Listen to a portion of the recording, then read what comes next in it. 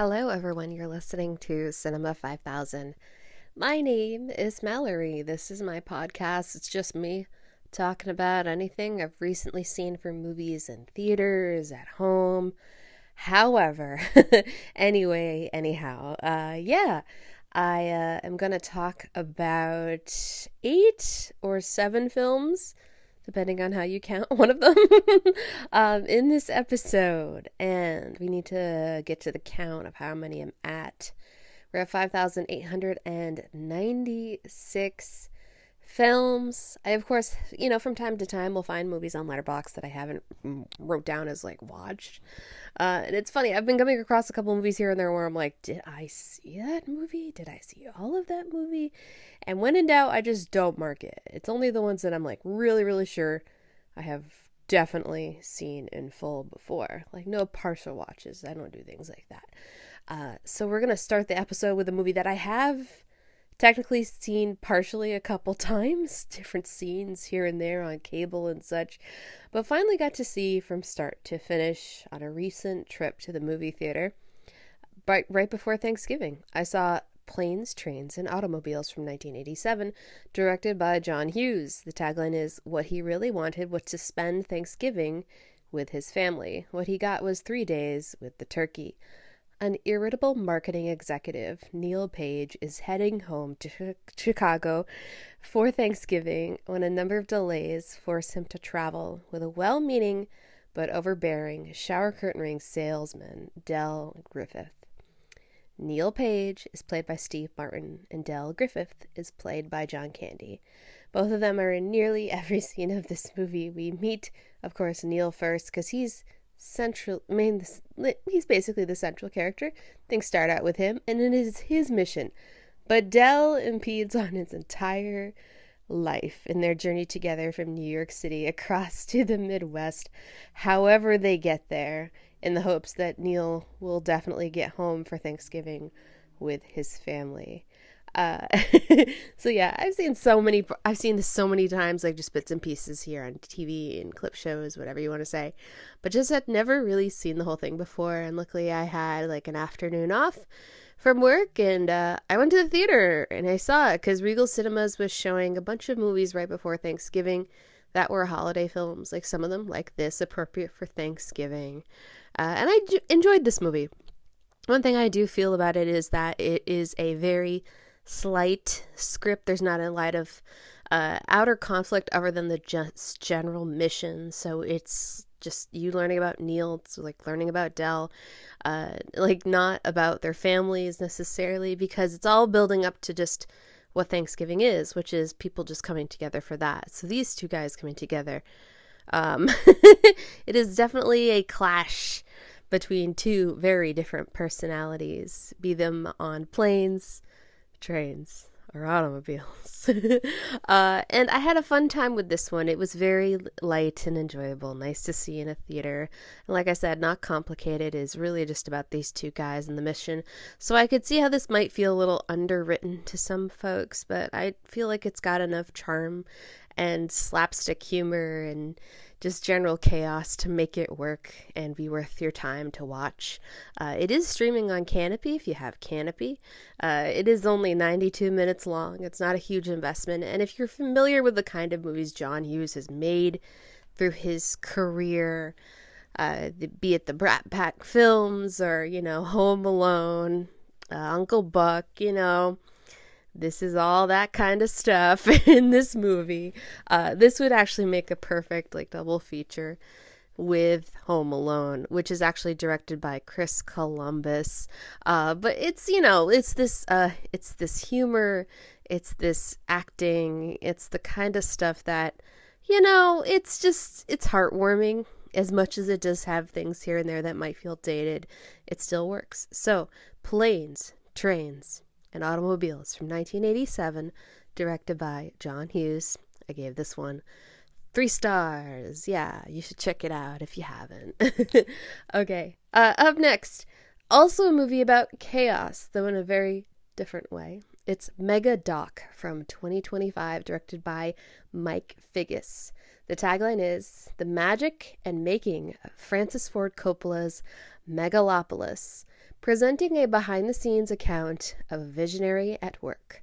From Oscar-nominated Mike Figgis, Megadoc gives audiences an unfiltered and intimate look at the making of Francis Ford Coppola's epic sci-fi drama, Megalopolis. So Francis Ford Coppola is in almost every scene of this movie. We learn all the trials and tribulations of him finally bringing Megalopolis, his dream project, which he has been working on for more than 40 years, to finally be a actual film project with a budget, with actors, not just test shoots and readings of the script. Oh no, an actual full-fledged movie. Now, I have seen Megalopolis twice. I saw it in the theater when it first came out, and I enjoyed it then.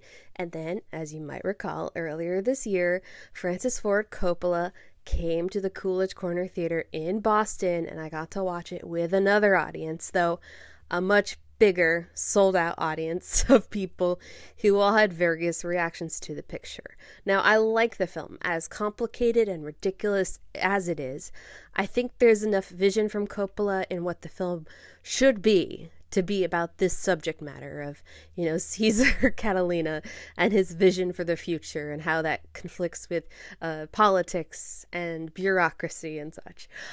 Francis Ford Coppola, in making the film, he's been making movies for more than 50 years. He kind of knows what he's doing, but he runs into all kinds of issues, be it that he is a seasoned filmmaker, kind of knows what he wants, but also changes his mind.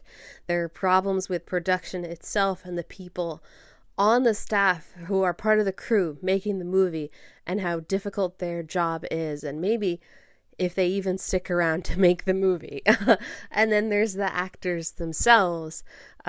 Pointedly, I want to mention that Shia LaBeouf and Francis Ford Coppola had some issues in talking about how the movie should be made, how he should perform, how things should go. And that should not surprise you if you know anything about Shia LaBeouf, because he is unfortunately a very colorful character. I say very unfortunately.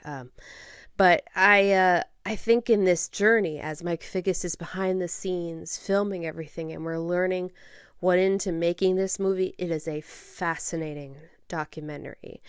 And you almost wonder, what other things they couldn't put into this movie because it might have been too scathing, might have been too ridiculous, might have just drove audiences crazy in watching the creation of this epic movie that was, more or less funded by just Francis Ford Coppola himself. We're talking $120 million of his own movie. And the thing about filmmaking is when you're making a movie, make sure it's other people's money. But no, he pulled out all the stops to finally get this done before the end of his career, the end of his life. It was his goal to make this, and he did. And I think the movie is an achievement, for better or worse. And this documentary didn't really have a lot of surprises, I think, from what I had heard about what happened behind the scenes. But I still found this very entertaining and memorable. And when I saw that it was available for a pre-order through Apple Digital, I was like, fine, I'll just buy it, because what if I want to watch it again? Who knows? I like watching things I've seen before that are film related documentaries, sure. And I'm pretty glad I did buy it, because it was just one of those documentaries that I think every time I watch it, I'll have something different to take away from it, for better or worse. Yeah, I enjoyed this, and I really recommend you watch Megadoc from 2025, directed by Mike Figgis. I gave this one 3.5 stars, and Mike Figgis went through a lot on this movie, and I don't know if you can necessarily make a better documentary of what the behind the scenes were for this film, but it is a very fascinating, entertaining, and chaotic experience, to say the least, when it comes to Megadoc. Now let's dial it back a little bit. Just a regular motion picture.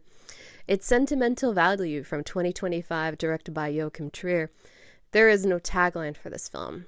Sisters Nora and Agnes reunite with their estranged father, the charismatic Gustav, a once renowned director who offers stage actress Nora a role in what he hopes will be his comeback film. When Nora turns it down, she soon discovers he has given her part to an eager young Hollywood star. This is really a tried and true kind of family drama, and it reminded me a little bit of like Ingmar Bergman for the films I've seen he's had made through his career. And Joachim Trier isn't really trying to ape Bergman or anything like that, but just the way that the characters move and how Nora and Agnes communicate or don't communicate with their father Gustav, who has come home after, family stuff has happened and is back in the picture, and Nora really struggles with him and his presence, and she's a very delicate, complicated person, and she's a performer. She's an artist herself, but we can see how Gustav's lack of presence in her life has really affected her. Her sister, Nora's sister, Agnes, also has perspective on how Gustav's, lack of presence in their lives has also made things, just difficult. And I don't know what else to say about that because I don't want to spoil this movie. But just trust me when I say that. This is a really, really, not really tough watch of a film, but it kind of touches on, the things that are kind of difficult about parent and child relationships. Where it's like the parent is, in some ways maybe trying their best, but there's always something kind of missing. And in this movie, it's, pretty evident to everybody where Gustav was just not there for his daughters. And, there's other things about this movie and like the life that has been lived in the house that they grew up in and how the sort of lineage of this family has evolved over time. And oh gosh, there's a lot of things going on here in this movie, not just about these women and their father, but also to do with the character Rachel Kemp, who's played by Elle Fanning. She is the actress who has now come into the picture as she has befriended Gustav, and this upcoming film really excites her. So how does this all work out for him with Rachel and then the two daughters? Renata Reinsev plays Nora, and newcomer Inga Idsbader Linnaeus plays Agnes. And they're both really, really good performers in this film and very memorable. And there's a quality to this movie that never feels false. It never feels overdone. And it just feels natural. Like these people are acting, but you don't like look at it and go, oh, they're acting. No, not at all. You can feel the years of pain and just struggle that like Nora has had, and how Agnes has kind of had to, button up herself to be strong for her sister. And I don't know what else to say. It might sound like it's a really heavy film, and I'm sure it will hit some people that way.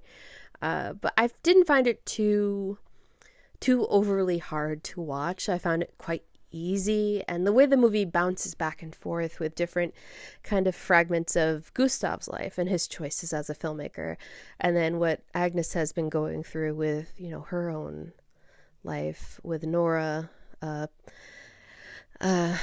going through what Nora is going through, and you kind of understand how Nora is the beginning of the film. It's quite set up well, I think, and Renata Reinsev was really terrific in the movie that she also did recently with Joachim Trier, The Worst Person in the World. And I've liked her in everything I've seen her in that wasn't with Joachim Trier. But I think here, you can really get a feel for her complexity and her range as an actress. It's not just her playing this lightweight girl, Julie, who's kind of throwing caution to the wind with her big choices. Nora is...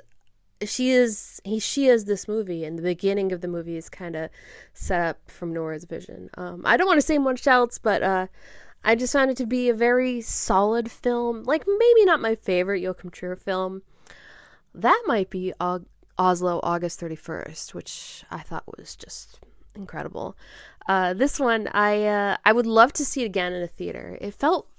It's weird. It felt like a movie that could have had like another half an hour to it. It's a long one. It's 135 minutes, so 2 hours and 15 minutes. But I feel like I could have spent like another half an hour with these people just learning even more things about them, and maybe a little bit more about Gustav's filmmaking, because he's, having a retrospective in the first time we meet him as a filmmaker, and it's like looking back on his career, and he's trying to figure out what he's going to do next after all these years. But this is not just a movie for people who maybe enjoy a drama about families and such, and maybe you're familiar with Joachim Trier, and maybe you are someone who kind of likes the inside baseball of like actors and filmmakers talking about their lives. No, I think there's enough here. This movie can kind of work for anybody. It's not something that you might look at and be like, oh, it's kind of just for a limited audience.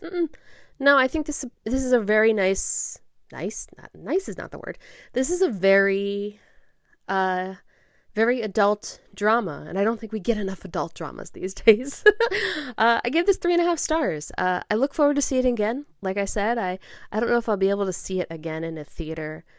I hope so. But I look forward to being at least on digital, where I can like really sit at home and just zoom in on this movie and have my brain sort of, pick apart the little things about their lives and how things are. Because I think these are just really beautifully drawn people, all of them involved as far as these 4 characters, because it's not just about the family. Like Rachel Kemp, who Elle Fanning is playing, has like a very certain piece to the puzzle as well. So yeah, check out Sentimental Value. So next, this is also an adult drama. It's Up Close and Personal from 1996, directed by John Avnet. The tagline is, "Passion brought them together. Only success could tear them apart. Tally Atwater has a dream to be a prime time network newscaster. She pursues this dream with nothing but ambition, raw talent, and a homemade demo tape. Warren Justice is a brilliant, hard-edged veteran newsman. He sees Tally has talent and becomes her mentor. Tally's career takes a meteoric rise, and she and Warren fall in love. The romance that results is as intense and revealing as television news itself. Yet each breaking story, every videotaped crisis that brings them together, also threatens to drive them apart." Oh goodness. Now you might say to yourself, this doesn't sound like a typical Mallory movie. Well, it's not. But the reason why I watched Up Close and Personal is because I recently finished the book Monster, written by John Gregory Dunn, who is the co-writer of this movie. He co-wrote the film with his wife, Joan Didion, and this movie took 8 years to basically get written to a final script that is brought to the screen. And that book is a very fascinating dive of all the ins and outs and insanity of film production, of screenwriting, and what it takes to get a movie made. It is not for the faint of heart, and it might drive some people crazy because there is so much screenwriting talk about revisions and how producers want things to be and blah blah blah. My biggest takeaway from that book is that, well, thank God Michelle Pfeiffer and Robert Redford wanted to make this movie because it doesn't just so happen to be that they wanted to be in the film. And what it ended up to be, it's that they have good chemistry together. I really liked them together as Tally Atwater and Warren Justice. And clearly he is playing a man who is a bit older than her, and she's playing a woman who is just trying to make it. She wants to do whatever it takes to get there. And he looks at her and he sees the drive she has, and he's like, you know what, you've got some talent, let's make it work. And he starts to fall for her. Not in the way that like an older man falls for a younger woman. No, he sees the potential in her, and he finds that light in her that's been missing from his life. And that makes him want to be a better person, a better newsman, and go out and get the story. This movie has some big swings with its colorful way of showing the world of news and all the characters involved and how difficult it is to get the live on the scene reporting. But I thought this was just very delightful, as much as it is dated and a bit like flowery, colorful, big. It's a movie that really wants to paint a broad stroke of romance and the sweeping chaos of the news world, and how the story can break and nobody knows what'll happen. Uh, but you can take a couple things away from this movie and what it's trying to do. But at the end of the day, I just think this movie is a fun, like kind of a little bit of a throwback romance with these two very attractive people being very attractive together and into each other, and it works. I really like them together. Now, along the way, there's plenty of other very recognizable actors like James Rebhorn, Stockard Channing, Joe Mantegna, but it's not about them. Oh no, it's about these two movie stars. And there's a quote in the book from Scott Rudin that this movie is about two movie stars and them falling in love. And that's what this movie is. You know, I had to be taken with the movie, even though I know the things that John Gregory Dunn and Joan Didion went through to get this made are just ridiculous. I still had a good time. Like this was like the kind of movie that if I saw it in the theater when I was a teenager, I would have been like, oh, it's so great. Oh, because it remember when Titanic first came out and it was kind of like the sweeping romance, like where has this been? It's such a throwback. This has that kind of feeling without a boat sinking, of course. But I can see this maybe not working for some people because it is a little bit cheesy, a little bit very Hollywood, a little bit very much like, of course things work out for Tally Atwater, this wonderful newswoman in the making, with her wonderful older boss who just so happens to be Robert Redford. Yeah, it's predictable, but I think it's a good time. I think movies aren't, really movies like this anymore, and I miss movies like this, like up close and personal. This almost made me want to watch one of those romance movies with like Richard Gere or something afterward, but no, I had to dial it back and just be like, look, okay, we're watching this because the book was good. But I dig Up Close and Personal from 1996, directed by John Avnet. I gave this 3 stars. And yes, this does have the Celine Dion song, Because You Loved Me. And let me tell you, the way this song is used in the movie, they don't just like put it over the credits at the beginning or the end. Oh no, there's like a whole scene that shows us all how much these two characters really love each other and love being together. If you get what I mean. Okay. Now, another very chaotic movie, not something that's like a romance. Oh no, it's very different than Up Close and Personal. It's Seven Veils from 2023, directed by Adam Egoyan. There is no tagline for this movie. Jean, a earnest theater director, has been given the task of remounting her former mentor's most famous work, the opera Salome. Haunted by dark and disturbing memories from her past, she allows her repressed trauma to color the present as she re-enters the opera world after so many years away.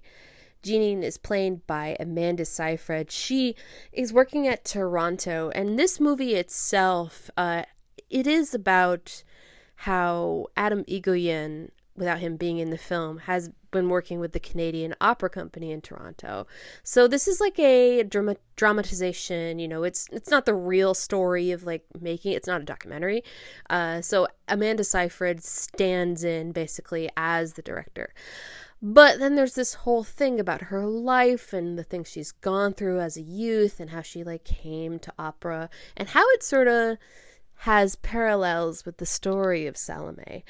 Now, I found Amanda Seyfried to be okay as Janine. Like, I think she was maybe just a little miscast. I didn't quite buy her in it, but it's still a good performance. Like, she's definitely carrying the motion picture. Like, I don't think there's anything wrong with that.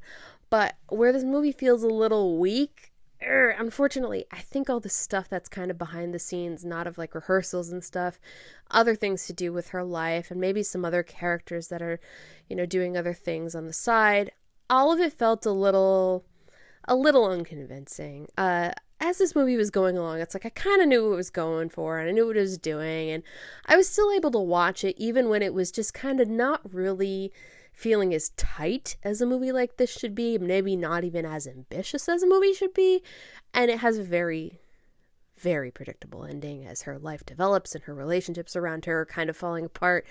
But I think if you're a fan of Amanda Seyfried, or maybe you like Adam Egoyan and you haven't seen one of his recent films and you want to get back in the saddle, like you back in the day watched The Sweet Hereafter or Exotica, some of the other movies he's more known for, and you're like, oh, well, he's still a working filmmaker. Let me get back there. Like, that's my experience of seeing this movie. I know Adam Egoyan has done like a number of films over the years, but like even one of his films, I'm really not sure if I saw all of this or not. Aurora, I don't know if I saw that. And then Adoration, I want to say I saw Adoration, but I'm just not sure. Yeah, I might have. He's an interesting filmmaker, like not in any way one of my favorites. And he also did the movie Chloe with Amanda Seyfried, which was like a straightforward drama, erotic thriller. And that's a remake also. But this one, if you're one of those people who like artsy fartsy films and you're like into the opera scene now, I don't know anything about the opera scene, that's for sure. But maybe you are into like the sort of inside baseball of, you know, theatrical productions and stuff. Maybe that's your game. Maybe that's something you're into.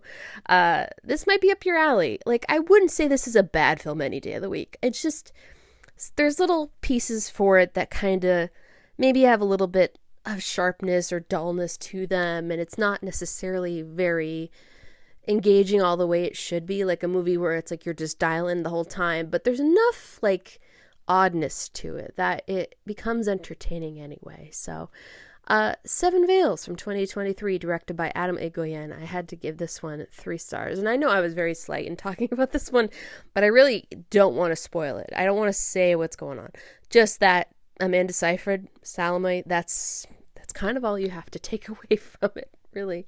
Yeah. An odd one. I came to this one because I noticed it was on Canopy, and I knew this had come out, you know, recently, and I was kind of like, I think I want to give that one a shot. I knew it got a very, very limited theatrical release in like some AMC theaters at some point. Was it last year or earlier this year? I don't know. But I had heard of it, and I was like, yeah, why not? Give it a shot. Okay, now let's talk about Rental Family from 2025, directed by Hikari.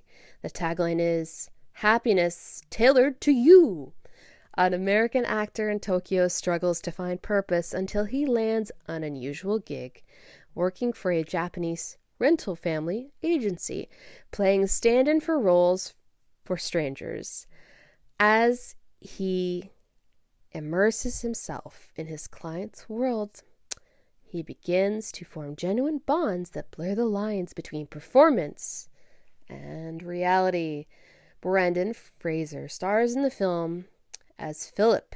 He is the very, how shall we say it, standout performer in this film. Just because he's in Japan. He is not Japanese. He is just very much Brendan Fraser, the guy who walks in the room and stands out like a sore thumb because he is so different. And he's a working actor, or he hopes to be. He goes on auditions and he's not so successful. And then one day, randomly, he gets asked to go to what he thinks is just a normal funeral, and he's there, and he's been hired as basically American guy who maybe cries or doesn't cry. And he's like, what is this? And he's lived in Japan for a while. And despite living in Japan for quite a number of years, he still feels like he might be a little green to the culture and the way that things are in Japan, and how being a stand-in for a certain kind of person in somebody's life is a need and a desired thing. Now that he gets hired for this one job, he gets other jobs as well, because this agency says, hey, we need you to do this. We need you to sub in as somebody's father. We need you to show up to go talk to someone about something. You know, all these little things. And he starts to realize, oh, well, I'm connecting with these people. These people have lives. And I'm not just feeling like I'm important to their life, but they're important to me as well. And yeah, that becomes a questionable thing, because he's not who these people might think he is. He's someone else entirely. He is acting. Oh boy. So I was not a fan of this movie, unfortunately. I found this to be a bit dull. I found a bit of it to be just not really convincing, way too slight of a script. There's not a lot of depth into his life, Philip, as a character, as an actor, and who he has been in his life and what has brought him here. And I found it a bit questionable that he would kind of not understand that this would be a thing in Japan, because it said that he's lived there for at least 5 years. I want to say they said he's lived there 7 years. Like, he kind of would know this stuff about Japan. I say that because I knew this about Japan and like how people are hired for different things. And yeah, and this movie, this isn't like an evil movie or anything like that. It's not made in, bad faith or something like that. I just found it to be very fake and just not very, how do I say it? It's not very complex. It's like every scene felt too short for what it was trying to do. And it was kind of making you feel like, oh, you need to like cry here because this is the big emotional moment. And I was just like, this isn't really earning that emotional moment at all. It just didn't work for me. I want to mention that Akira Emoto is in this film, and I saw Akira Emoto in the film Shoplifters. Really wonderful film. I would 1,000,000% recommend you watch instead of Rental Family, because I feel like Rental Family is just not successful, and it feels like a movie made for standard white people who might be like, oh, this poor guy, he can't make friends, and like he's coming into these people's lives and they're not just changing him, he's changing them. And no, it's so contrived and really sappy and not well written, not well performed. Like, I don't even think Brendan Fraser has much of a part here. And man, it's not good. I sat there for almost 2 hours watching this movie, and I did think to myself, hey, I know how this is going to end. I could just leave. But no, I stayed because I am committed to cinema. Unfortunately, I have not walked out of a movie in years, and I know I have felt like awful things during movies worse than this one where I've wanted to leave, and I'm just too much like, nope, we gotta get to the end, because there's always a chance the film can surprise you, but not with Rental Family. It is exactly what you think it is, and I know this might be like a warm hug for some people.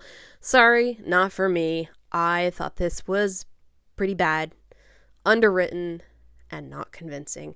So I had to give this one 1.5 stars. My throat is getting a little dry, so I'm like, ugh. But I do want to mention that I saw a movie earlier this year that is almost exactly like this movie. It is the film Peacock, directed by Bernhard Wegner. It is actually now available for rental. I thought it was going to get a theatrical run at some point. It's an oscilloscope movie as far as its U.S. release. But that is a movie that actually does talk about the main character as he puts on these different hats and trying to be different people to, different higher jobs that he's in. I would definitely recommend you rent Peacock by Bernhard Wegner off of Digital Now instead of going to the theater and sitting down and watching Rental Family for 2 hours. Unless you really want something sappy that's going to tug at your heartstrings. But I don't think this is a good movie at all. It's probably going to be on my worst of the year list. I don't really like to do a worst of the year list, but it's down there. It's not a good film, guys. I'm so sorry. No, but Bernhard Wegner's Peacock, check that one out. And that is actually a dark comedy in a lot of ways. It's not like a, heartwarming family story. Oh no, there's a dark side to the hired performer kind of job in that film, and it's better. It's a better film. But we're going to close out the episode with Kill Bill, The Whole Bloody Affair. Technically a 2006 release, directed by Quentin Tarantino, but finally coming to the big screen here in the United States, where you can sit down and watch this for 4.5 hours or so, including the added Fortnite scene. That's the extra scene. Yay. The tagline is the fourth film by Quentin Tarantino, uncut, unrated, and shown in its entirety. Quentin Tarantino's complete cut, combining Kill Bill Volume 1 and Volume 2, follows the bride, a former assassin who awakens from a 4-year coma after being shot by her mentor and lover, Bill.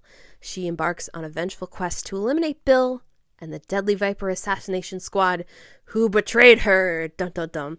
Now, I saw Kill Bill Volume 1 and 2 when they first came out in theaters in 2003 and 2004. I was the ripe old age of 18 and 19 when those came out, and had the time of my life with both films. And as I've gotten older and as I've seen these movies again and again and again, Volume 1 I think is really, really terrific. Volume 2, it's good. Putting them together into one film, it does kind of make it a bit long feeling in this experience, at least. And there are some extra scenes and moments. I do remember when the fight scene in Volume 1, you know, the big club scene, the battle where the bride just destroys the Crazy 88s, was like on the internet after it came out in 2006 without the black and white sequences. It was all in color. I remember watching that. It was fun to see that in a theater, of course. And there are some little moments you'll notice in Volume 1 that are pretty expanded upon as far as storytelling, and other scenes are like, we don't have like this certain perspective that we have originally. No, we actually see stuff happen that they couldn't show before. So I think Volume 1, while a little bit longer, I don't know if it necessarily improves upon it. It is still like so much fun, and I feel a little silly giving it 3.5 stars because no, I'm sorry, that's probably a 4-star film. It's where Volume 2, you know, Volume 2, like I didn't see a lot of things that really felt differently in Volume 2 in this like expanded version of it. I would have to look up and see what there was. I think Volume 2 is a good film, but the thing that makes it a good film is the thing that makes Volume 1 a great film again, which is Uma Thurman. I think this is, bar none, like one of my favorite performances ever for any movie I've ever seen in my life.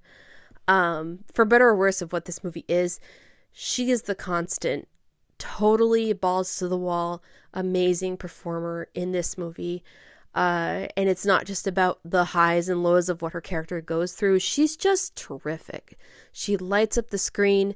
She's an incredible presence, and she's so committed to everything that's going on. And you want to root for her from the moment you meet her in that very first frame and what happens to her.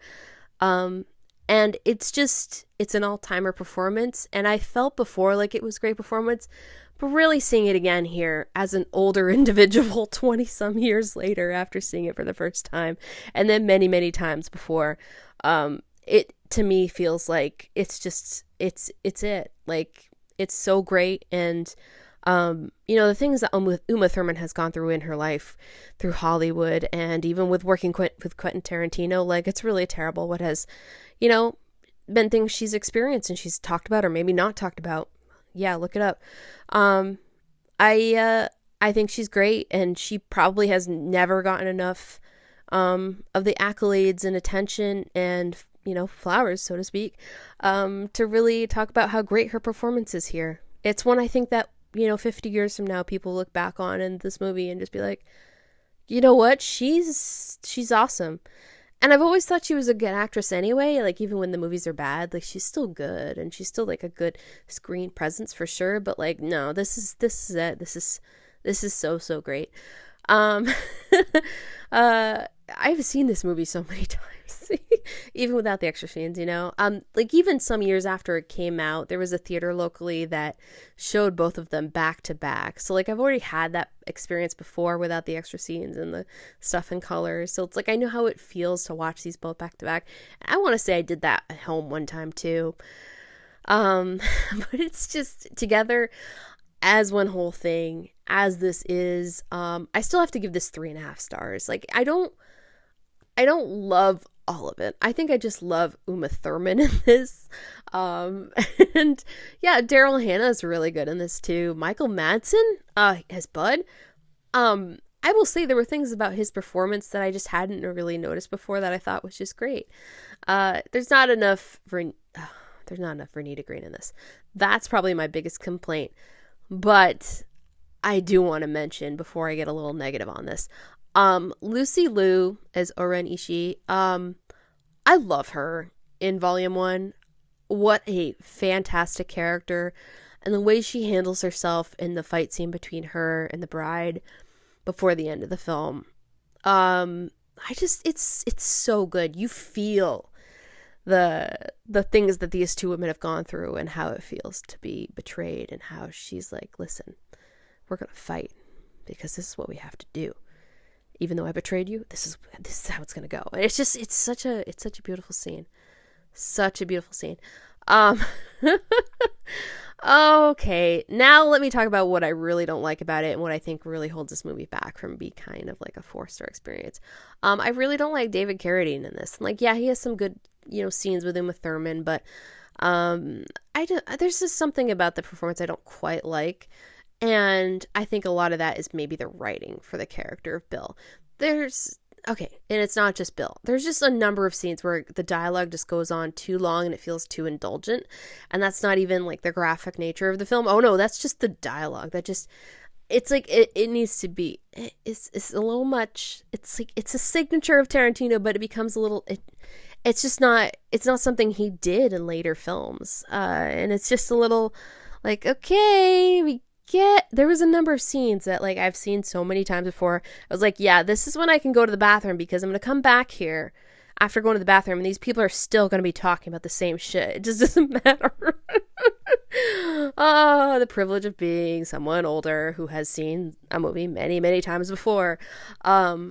Anyway, even with the complaints and even me feeling like, there's some ups and downs when it comes to these two movies together as an experience or as separates, Volume 1 is still impeccable, like really terrific. And Volume 2 ain't bad. But I had to give this 3.5, like I said. If you can go to the theater and go see it, it doesn't really matter if you go see it on film or not in the theater. Come on, it doesn't really matter.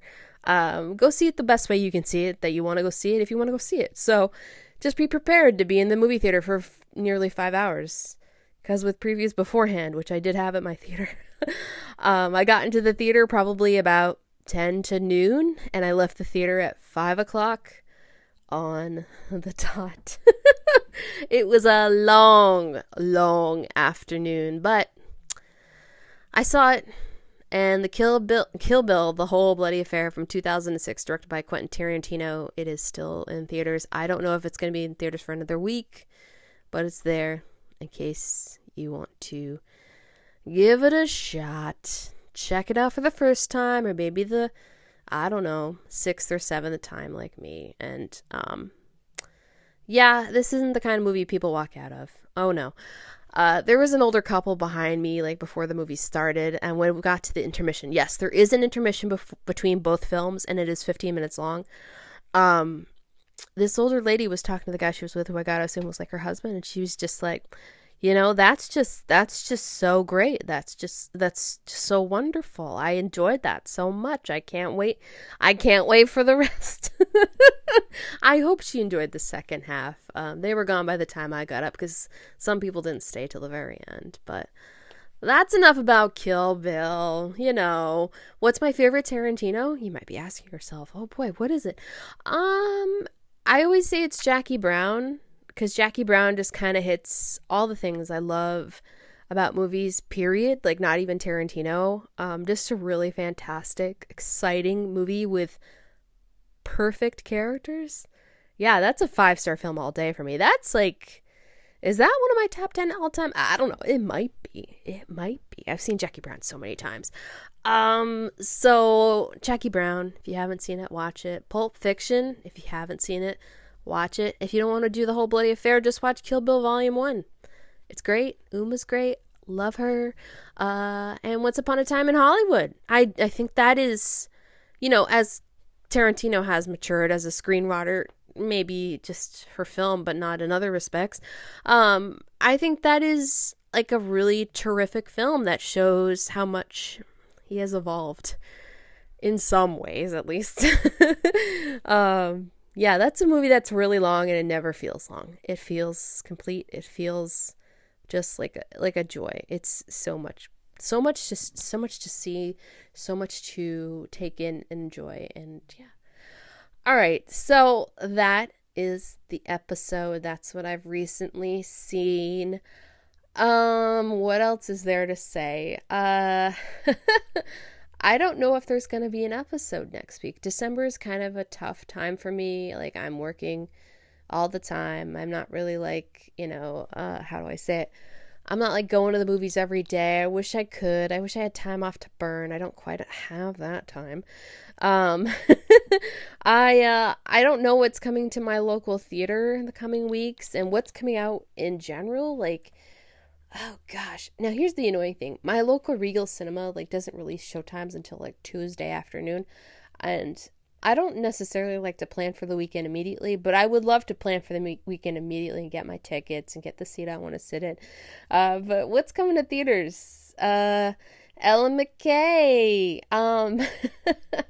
You'd have to pay me to watch that one. I'm so sorry. I am just not a fan of James L. Brooks, and I know some people who are even like around my age are just really big fans of things like broadcast news, and I'm like, it's not for me. The next episode we'll definitely have, like I can promise you 1,000,000%, we'll be talking about Avatar, Fire and Ash. I actually have a plan to go see that, like one of the very first showings of it, because I have a mission, and that is to see Avatar, Fire and Ash. Yeah, I'm waiting for it. There's something about the Avatar movies, like even when I don't think they are altogether successful, I'm just so excited like what the movie's gonna show me, because it's gonna be fun. And I heard there's whales. I love the whale in the last one, The Way of Water.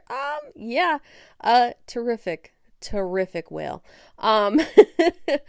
But what is my movie theater getting besides Avatar? I don't know. I guess Marty Supreme's coming out like Christmas Day, but that would be on like a future episode. And other than that, I didn't know. But I do have like an idea of watching some movies that are on digital that I haven't seen. For better or worse, I'm going to watch Jay Kelly. I've just heard so many up and down things about that, and Noah Baumbach, not always a hit for me. So we'll see. We'll see if Jay Kelly is my thing. But yeah, that's the episode. Thank you so much for listening. If you have not subscribed, subscribe. You know, I'm all the places where podcasts are hosted. Your Spotify's, your Apple, you know, look it up. But cinema5000.com is where you can find all the links for the podcast in general, or even just stream it from the front page. Like there's a nice little player there so you can just listen. Go to the website. I'm also on YouTube, so go to YouTube, look up Cinema 5000 podcast, and you can subscribe on YouTube if you want to listen but not see. I do put the pictures in there. And also the blog on cinema5000.com is where I always put the YouTube videos and any kind of updates. We're rolling through the end of the year, and we're getting close to January, so the end of 2025. I do not do a best of the year, best movies of 2025. No, I do all the best movies I saw in 2025. So that's the new, the old. So there could be movies I watch in the next couple weeks that are not from 2025 that make that episode. So last year I did a top 10. I'll probably do a top 10 again.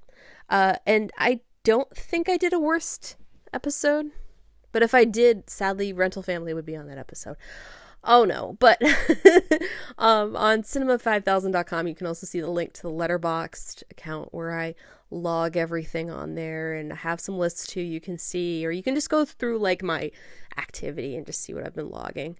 And if you're on Bluesky, look up Cinema 5000 and you can follow along for any updates. But yeah, next episode, it's coming soon. Yeah, probably more than a week. Because, you know, it's that time of year. It's going to be a little busy, the holiday season, you know. But I'll talk to you soon. We'll talk about more movies on the next episode. Again, my name is Mallory. Thank you so much for listening. Okay, bye.